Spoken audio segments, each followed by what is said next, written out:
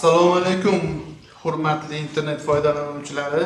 Biz va'da qilganimizdek o'zimizni yangi darslarimizni chiqarishda davom etamiz. Va'da qilganimizdek bugungi o'rganadigan mavzularimiz numbers and dates, ya'ni sonlar va sanalar haqida gaplashamiz. Siz bu dars orqali sonlarni qanday o'qish, tartib raqamlarni qanday to'g'ri ishlatish, sanalarni aytish va yillarni qanday ifodalashni o'rganasiz. Demak, boshladik. Birinchi qismda biz eng avvalo ingliz tilidagi oddiy sonlarni yozishdan boshlaymiz. Demak, boshladik.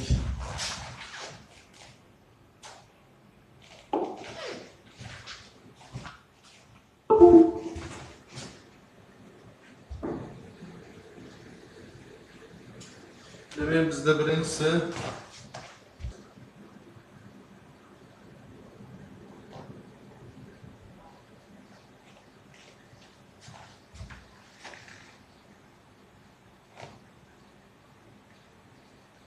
cardinal numbers, ya'ni biz ishlatadigan sonlar. Demak, biz birinchi bu bilib olishimiz kerak.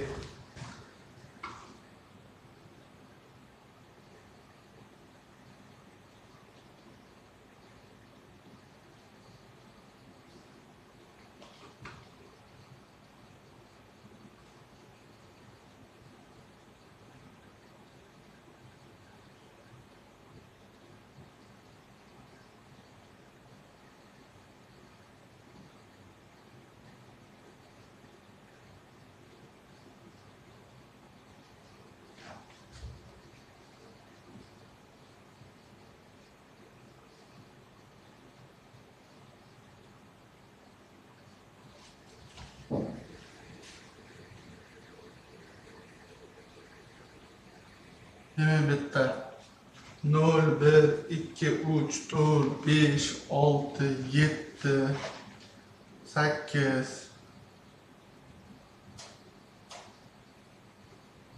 9,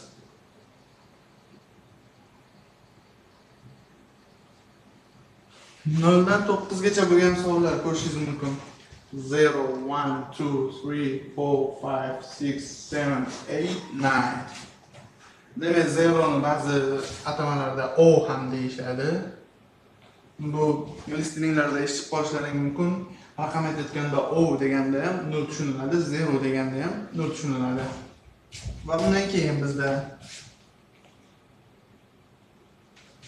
10, 10, 11, 12. Bundan keyin bizda 11, keyin 12. 12.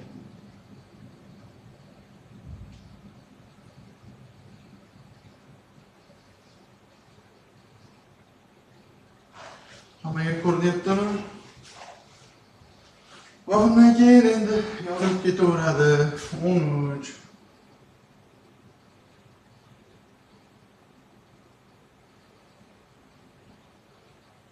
14. Hammasiga mana shu qo'shimcha qo'shilib yozib ketaveradi va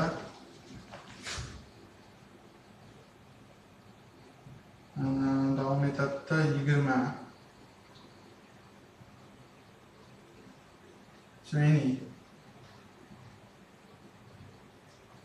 30.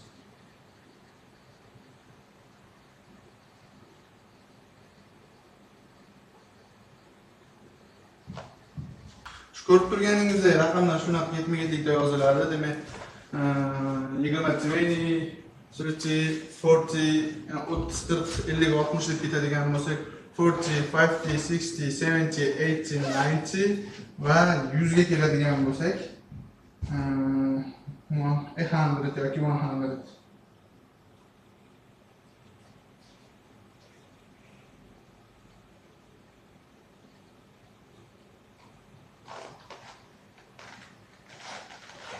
Mana bu qo'shimchalarga e'tibor bersanglar, yaxshi tushunib olasizlar.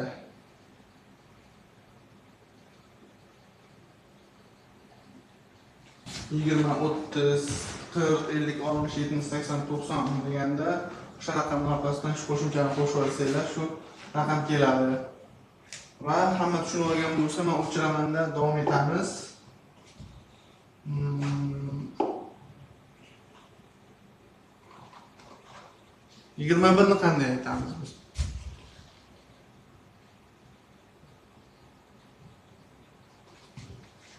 Qolgani o'sha boyagi 1 dan 9 gacha o'rgangan raqamlaring bo'yicha ketaveradi. 21,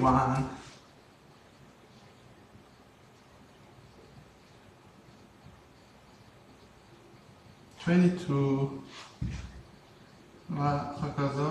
Misol uchun 45.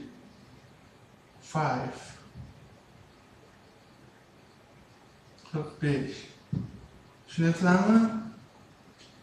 O'sha 1 dan 9 gacha o'rgangan raqamlarimiz xuddi o'zbek tilidagidek nodan qo'shib ketaverasizlar.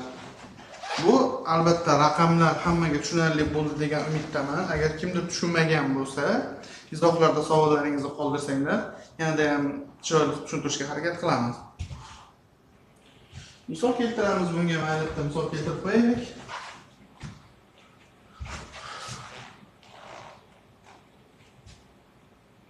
I have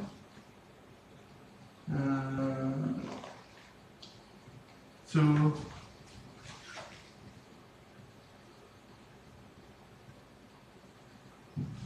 mening ikkita akam bor deyapti. Misolda bo'ldi. Agar yanada foydalanishda tushunarli bo'lishi uchun endi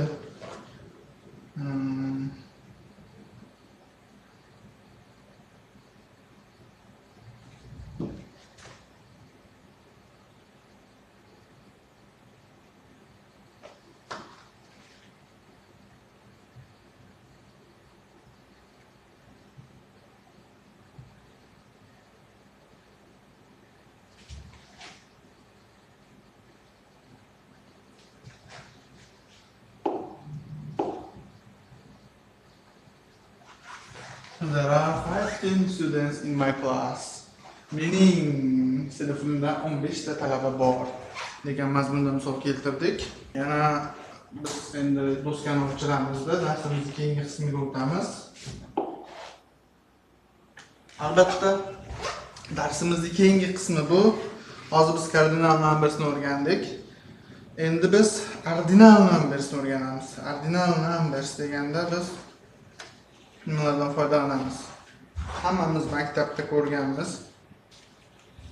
Maktab paytimizda biz yozganmiz.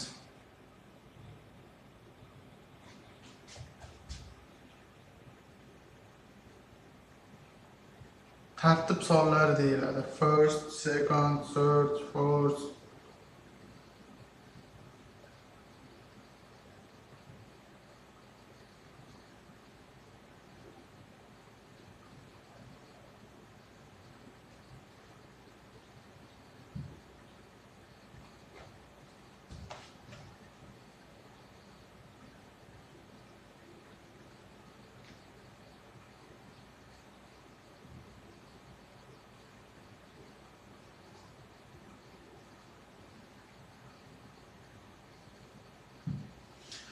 Birinchi, ikkinchi, uchinchi, to'rtinchi degan mazmundagi tartib sonlarimiz. Bu hammamiz maktabda ko'rganmiz. Va bu yerda sizlarga o'rgatib ketishim kerak bo'lgan yana bitta narsa bor. Bu har doim biz buni ko'pincha sanab qo'yganda ishlatamiz. Misol uchun bu ham xuddi shu yozilishi shunaqa yoziladi. Qolganlariga ham xuddi shunaqa qo'shimchalar qo'shiladi. Masalan,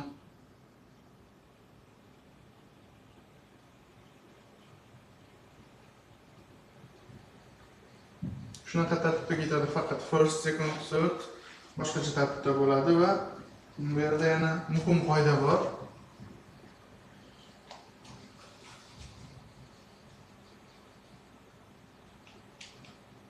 o'n bir, 12 va 13-si ham mana shunaqa yoziladi va shunaqa o'qiladi. Misol uchun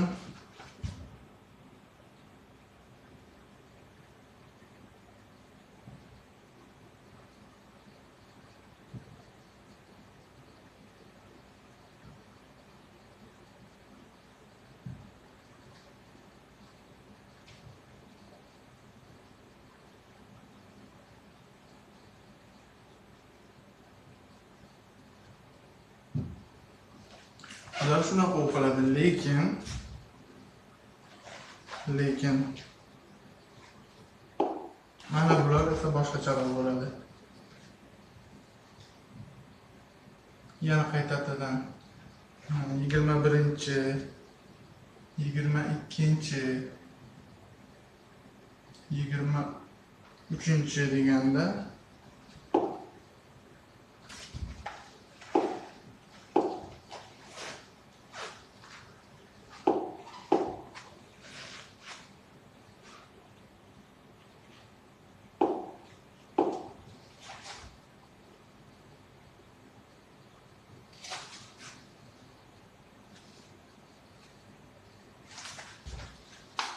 bu endi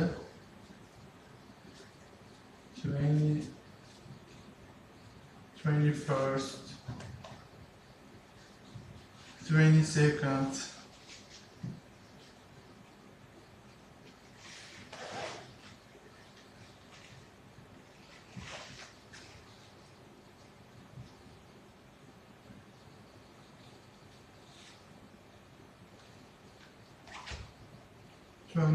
yoziladi. Shunaqa o'qiladi. Faqatgina 11, 12, 13 da shunaqa bo'ladi. 21, 22, 23 da esa bunaqa o'qiladi. Buni tushunib oling. Doskani yozib olsanglar, keyin men doskani o'chiraman.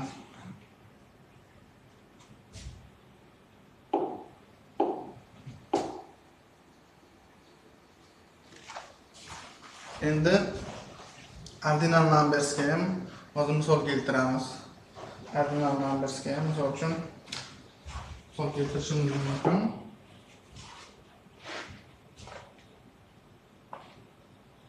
He finished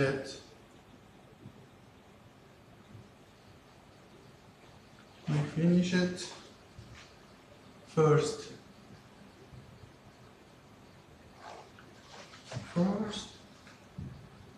in the race. O musobaqada birinchi bo'ldi.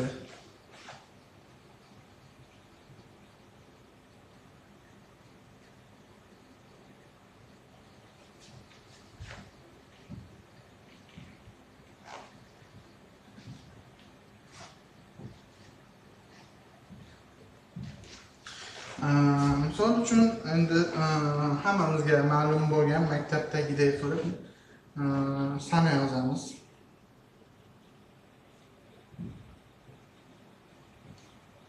Today is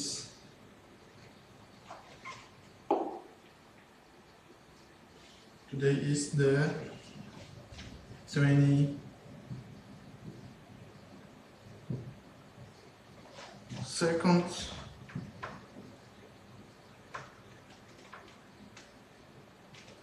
of June. Menimcha buni tarjimasini hamma bildi. Bugun iyunning 22-kuni deyapmiz.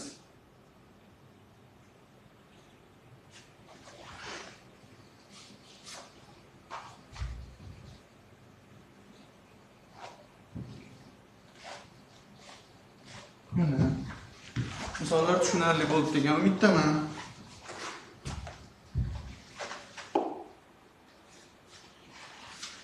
Va biz endi darsimizni keyingi bosqichiga o'tamiz. Biz sanalar degan qismiga o'tamiz. Dates.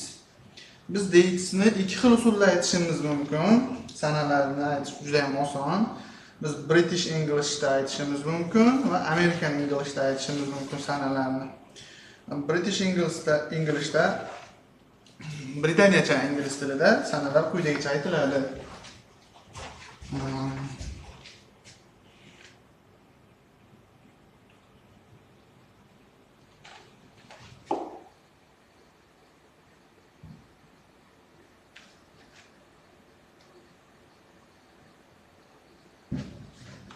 Sizlarga hozir ko'rsataman.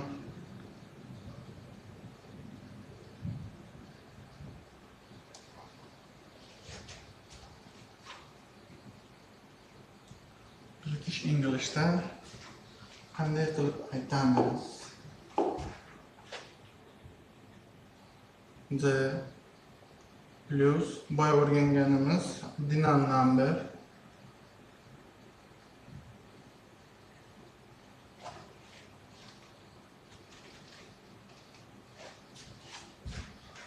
plus of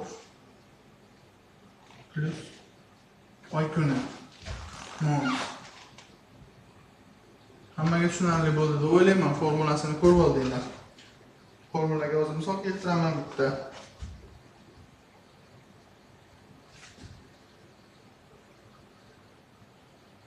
Hamma maktabda ingliz tilida yozgan-ku, to'g'rimi? Mana shunaqa qilib.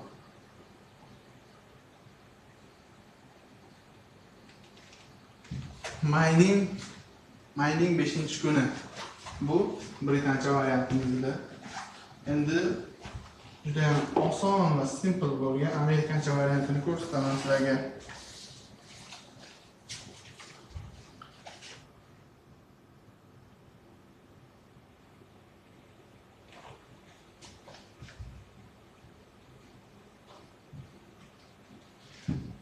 Amerikanchada juda ham oson. Biz shunchaki oyni va ordinal numberni aytsak bo'ldi.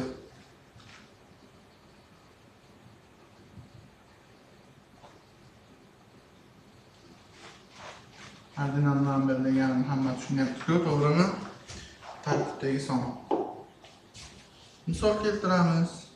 Boyagidek 5-may deydigan bo'lsak, biz shunchaki may 5 deb qo'yamiz bo'ldi. Bu amerikanchadagi misol keltirilgan edi. Endi hozir yana qisqa misolda ko'rsatamiz.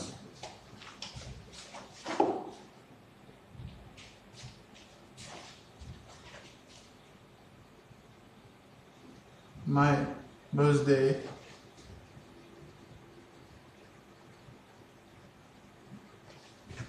is on the 1st of September. Mening tug'ilgan kunim sentyabrning 1-kunida. Bu endi mening tug'ilgan kunim 1-sentyabrda deyapti. Sizlarga savol kommentariyada ushbu misol British Englishdami, American Englishdami aytilyaptimi bu sana yozilishi. Ikkinchisini ham aytaman. Independence Day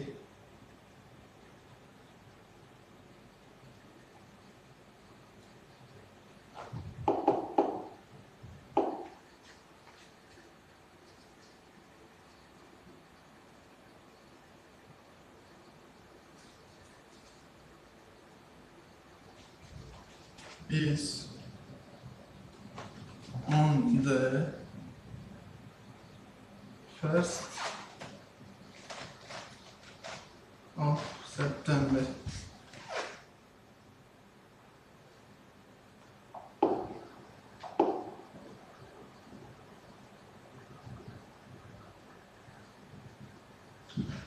Ha, siz hammasini to'g'ri topdingiz. Bu hozir Britaniyacha uslubda sana aytilishida yozilyapti bu mashqlar.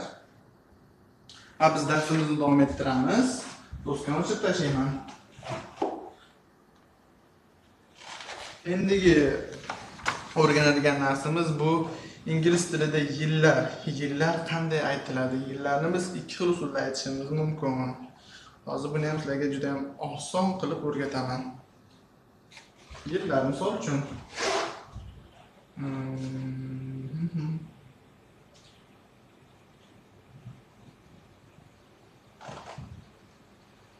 sizlar mana shu men yozayotgandagi tushunmagan so'zlaringni o'zlaring daftarlaringga yozib olinglarda, tarjimondan tarjima qilib o'zlaringga vokabular qilib yozib olinglar. Lug'at boyliklaringni oshishiga yordam beradi. Yillar qanday aytiladi? 1900 dan misol uchun 1999 9 gacha bo'lgan yillarni olib qaraydigan bo'lsak, ikki qismga bo'lib aytishimiz mumkin. Buni oldingilarni ham shunday aytishimiz mumkin. Endi men misol uchun shuni keltiryapman-da. Ko'p ishlatiladigan yillar shu yillar oralig'ida.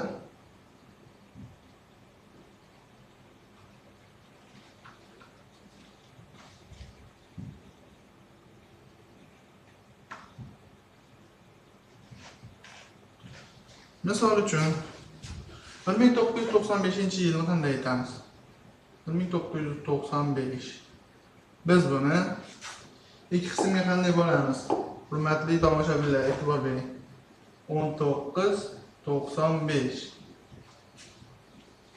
1995.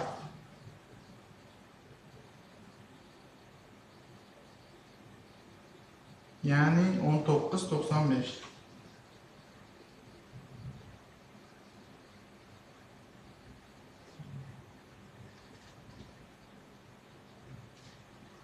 Biz shunaqa ko'rinishda aytishimiz mumkin yillarni ikkiga bo'lib olib.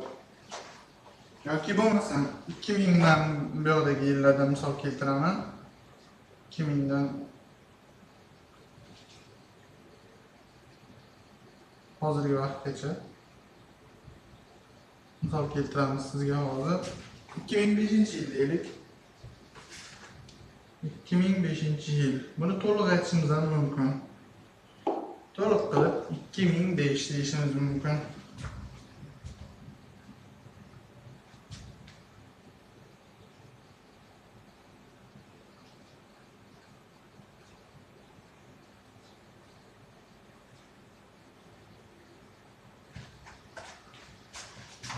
İki ming umumiy beryapti. 5. Mana tushunyapsizlarmi?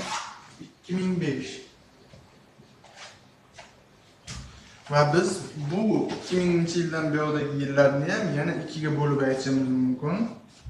Buni ham misol keltiraman, do'stga tozalab juda ham katta yozganim uchun sizga hali bunaqa do'stga katta bo'lsa ko'p sig'dira olmayman. Misol uchun 2024-yil. Buni ham biz 20-24 deyishimiz mumkin.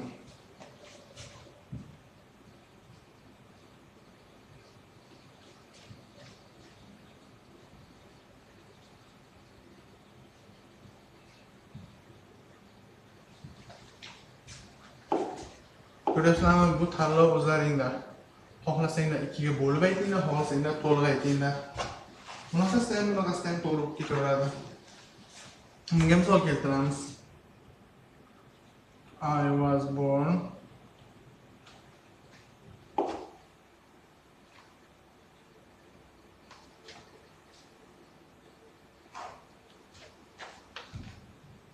in 1998. Shunda men 1998-yilda tug'ilganman deyapti.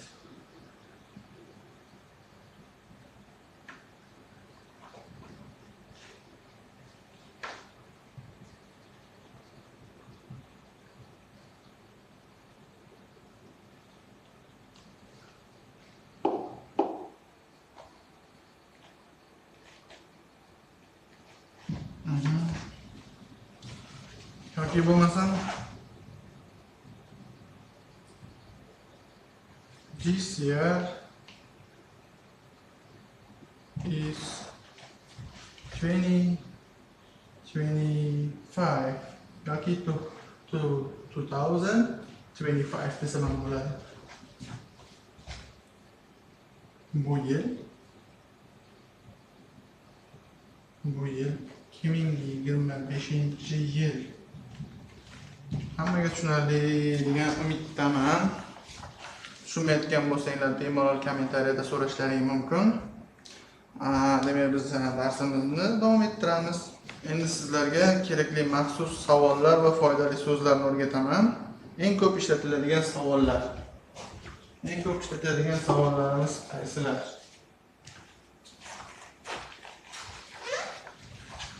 Bugun qaysi sana?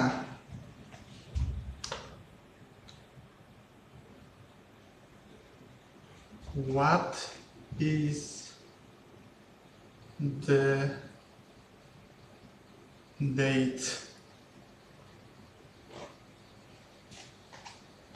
today? Tarjimasi bugun qaysi sana?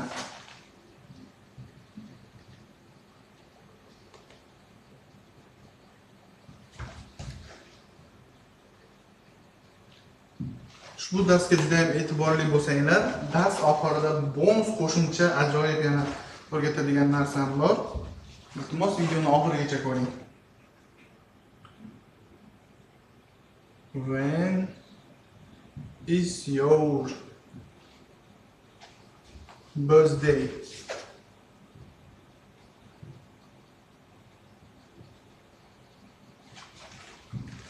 Tug'ilgan kuning qachon?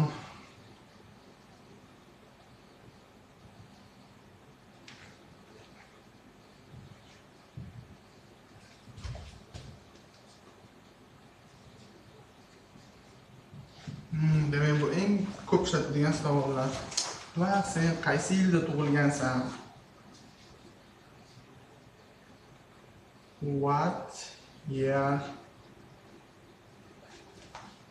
where o'tgan zamonda bo'lyapti, shuning uchun where ishlatyapmiz. Where you born? Qaysi yilda tug'ilgansan?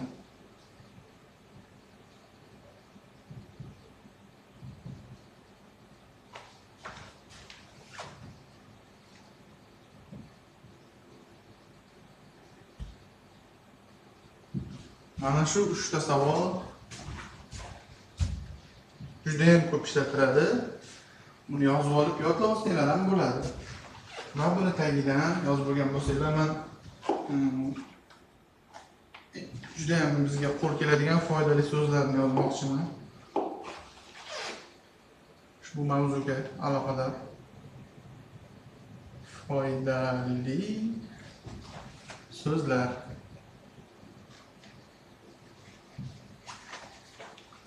Today,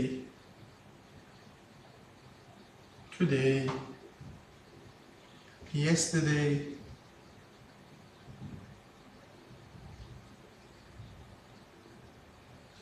tomorrow,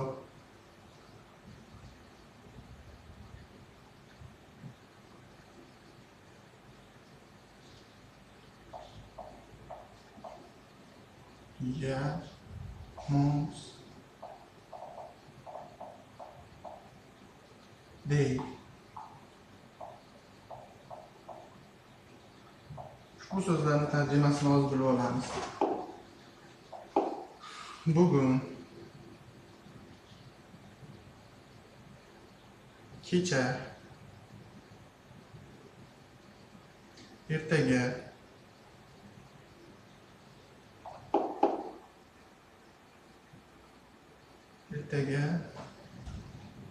yil, bu yil,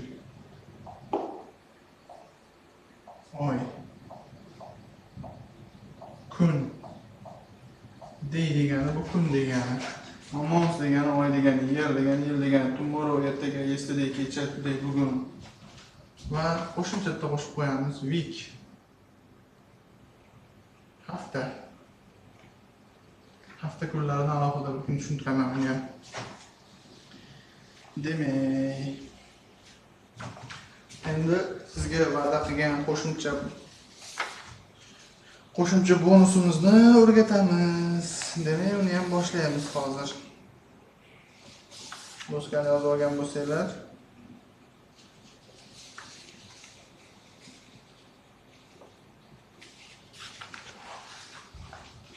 ko'pchiligingiz ingliz tilini endi noldan o'rganyapsizlar. Bu o'rgatish kurslarini o'tishdan maqsad nima? Menda ham o'z bilimlarimni mustahkamlash. Nimaga? Chunki eng yaxshi o'rganish bu birovga o'rgatish degan. Agar sizda ba'zi ozgina bilim bo'lsa, uni boshqalar bilan ulashish kerak. Special number expressions.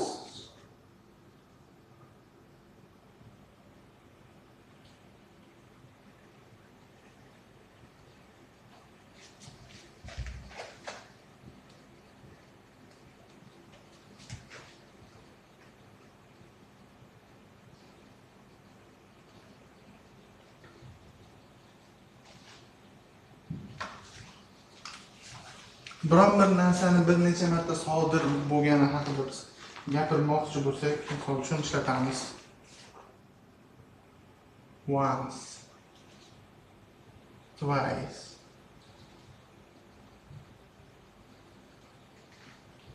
Bu masalan bir marta degan narsani anglatadi. Bu 2 marta. 2 marta degan narsani anglatadi. Misol keltiramiz bunga. Men call it o'tgan zamonda, him unga, once. Men unga bir marta qo'ng'iroq qildim.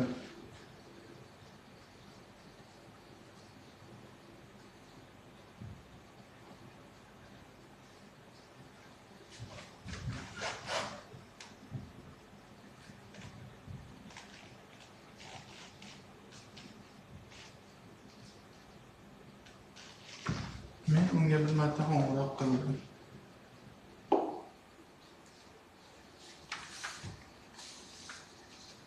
Endi twice ga misol keltiramiz.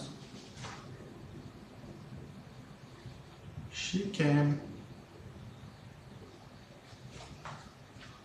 twice this week.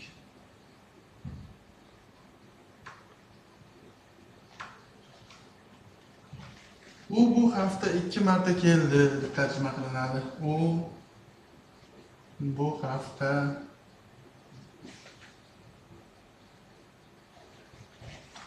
2 marta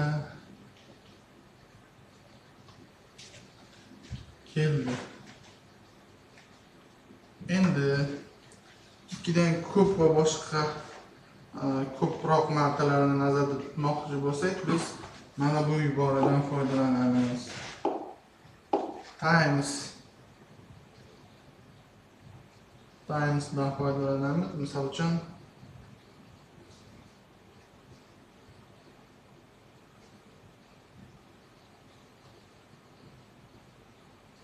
uch marta,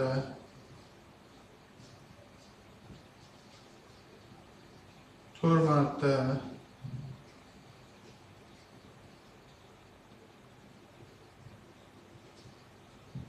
biron nimani 3 marta, 4 marta, 5 marta, 6 marta, 7 marta, 8 marta deganda ham shu timesni qo'llaymiz. Faqat 1 marta, 2 marta deganda once, twice bo'ladi. Qolganlarida times ishlatiladi. Demak, yana bitta qo'shimcha narsamiz bor. Bu ham sizlarga juda ham manfaatli bo'ladi. Buni o'chirib tashlaymiz. Hamma tushunadi degan umiddaman. Biron narsani son jihatdan bir necha barobar ko'pligini tushuntirish. Misol uchun double, triple,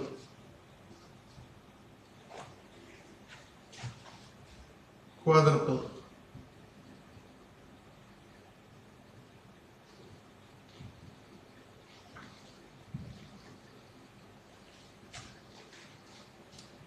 Misol uchun double deganda biz biron narsani 2 barobar, bu triple 3 barobar, bu 4 barobar ko'pligini bildiradi. Bu so'zlar odatda sifat yoki fe'llar bilan ishlatiladi. Misol uchun biz choy ichayotganimizda aytishimiz mumkin.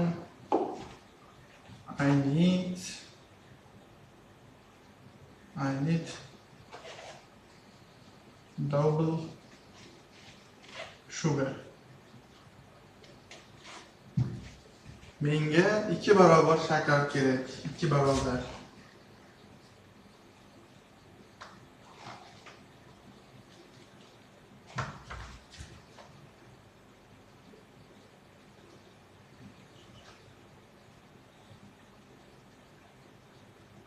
Shakar kerak. Yoki bo'lmasam he gets triple several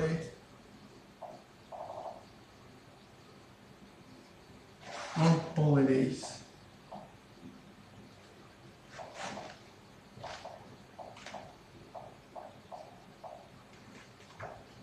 Bayramlarda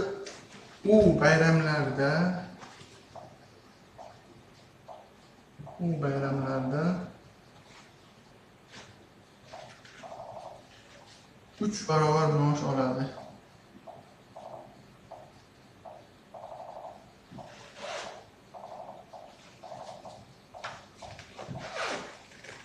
Maosh oladi. Bu bayramlarda 3 barobar maosh oladi. Misol uchun keyingisiga ham misol keltiramiz.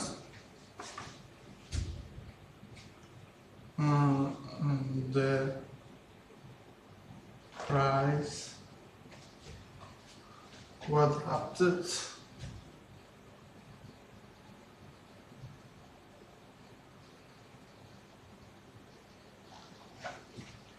last year.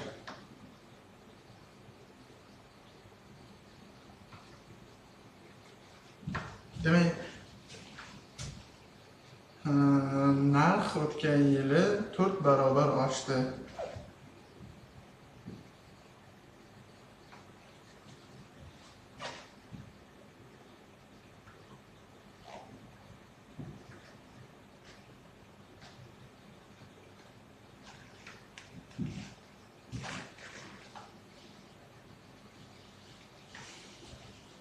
Yozib olamiz buni.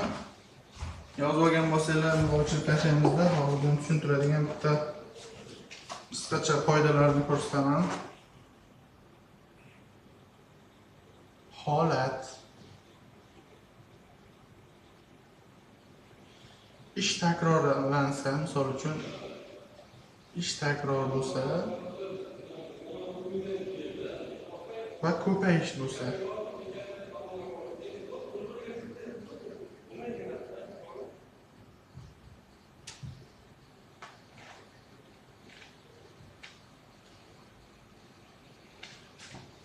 qanday ishlatamiz biz bu joyga?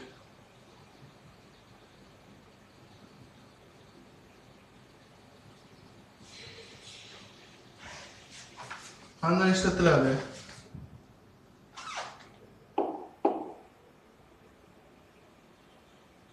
Misol uchun ish takrorlansa biz once, twice, 3 times,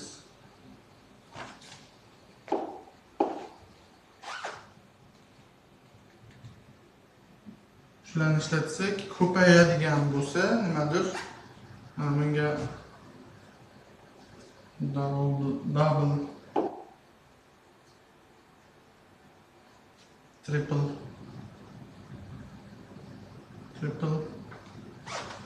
quadruple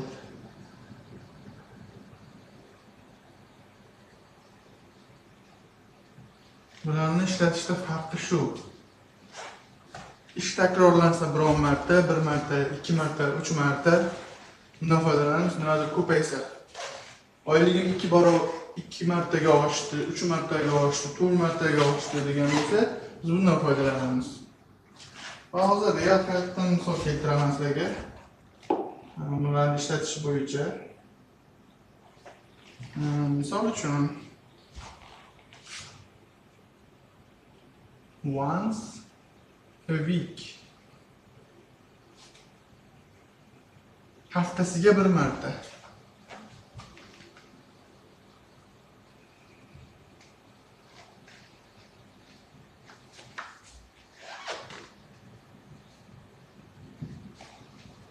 yoki twice a day.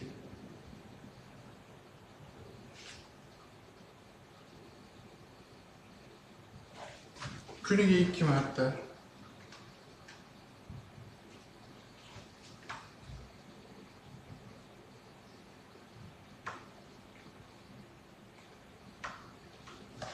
Misol uchun endi o'zgaradi. Double check.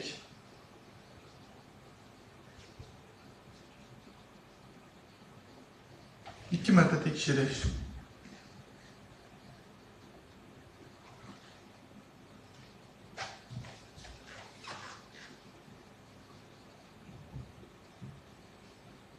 İki marta tekshirish yoki triple jump.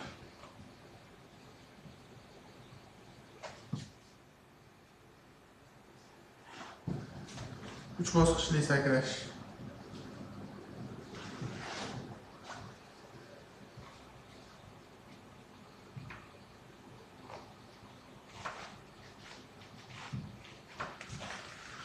Yoki bo'lmasa misol keltirib aytishimiz mumkin. He earns double compared to me desa, u menga qaraganda 2 barobar ko'p pul topadi deyish mumkin. Yoki I drink tea 2 times a day desangiz, men kuniga 2 marta choy ichaman deyishimiz ham mumkin. Demak, darsimizni uyga vazifa qismiga keldik. Uyga vazifaga sizlarga topshiriq bor. Bugun sizlar sonlar, tartib sonlar, sanalar va yillarni to'g'ri aytishni o'rgandinglar.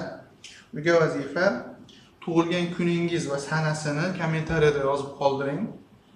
Amerikancha uslubda, britancha uslubda, xohlaganingizda bunisidan ham yozsangiz bo'ladi. Va 11 dan 21 gacha bo'lgan sonlarni va tartibli sonlarni yodlang. Videoni yoqtirgan bo'lsangiz like tugmasini bosib qo'ying. Va men sizlarga oxirida hozir ekrandan vocabulary chiqadi. Qo'shimcha yodlashingiz kerak bo'lgan vocabularyni ham bittadan chiqarib qo'yaman. Keyingi darslarimizda ko'rishguncha xayr. Videoga yoqqan bo'lsa like bosing, do'stlaringizga ulashing, kanalimizni qo'llab-quvvatlang. Shuning bilan bugungi darsimiz tamom.